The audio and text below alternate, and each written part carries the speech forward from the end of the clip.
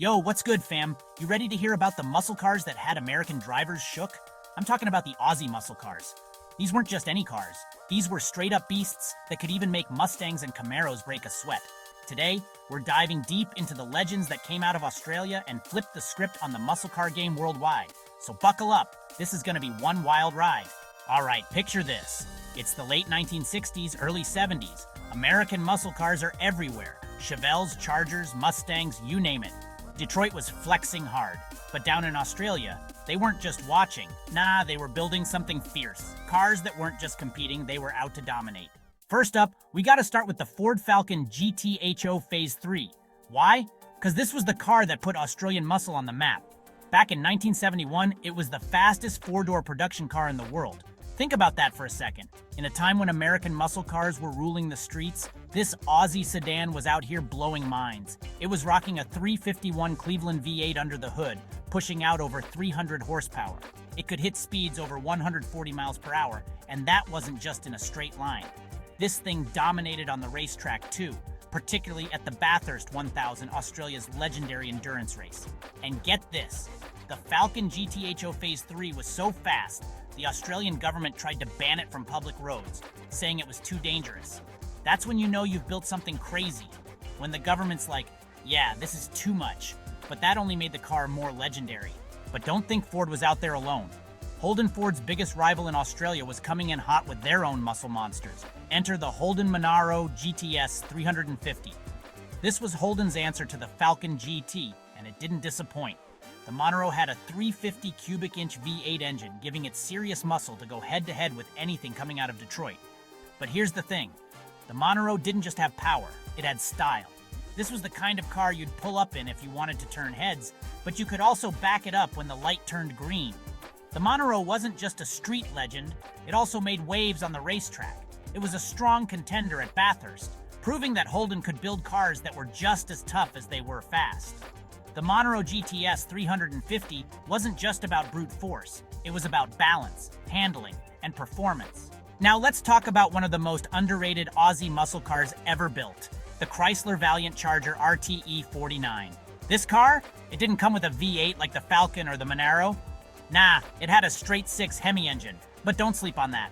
The E49 was all about acceleration, 0 to 60 miles per hour in 6.1 seconds. In the early 70s, that was crazy fast.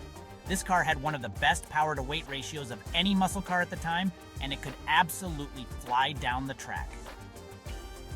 The Charger R 49 was the sleeper car of the Aussie muscle scene. It didn't make a lot of noise, but when it lined up next to the competition, it left them in the dust before they even knew what hit them. And just like the other Aussie muscle legends, it dominated at Bathurst, setting lap records and cementing its place in history.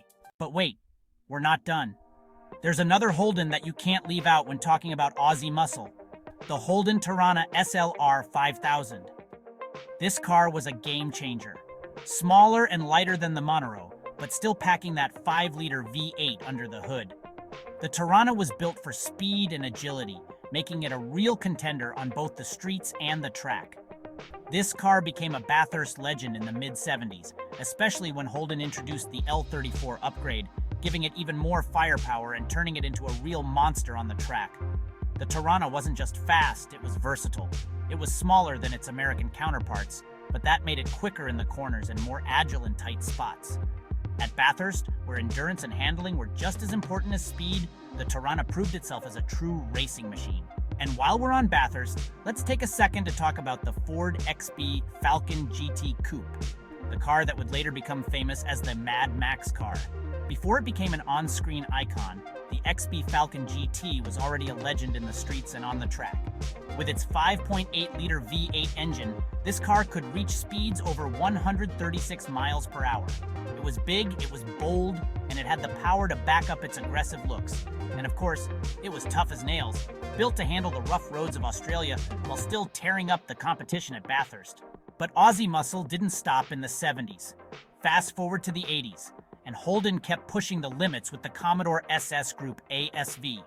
This car, also known as the Walkinshaw after the racing legend Tom Walkinshaw, was built with racing in mind.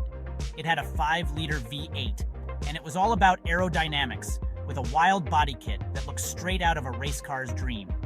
This was Holden's way of saying, yeah, we're still here, and we're still owning the muscle car game.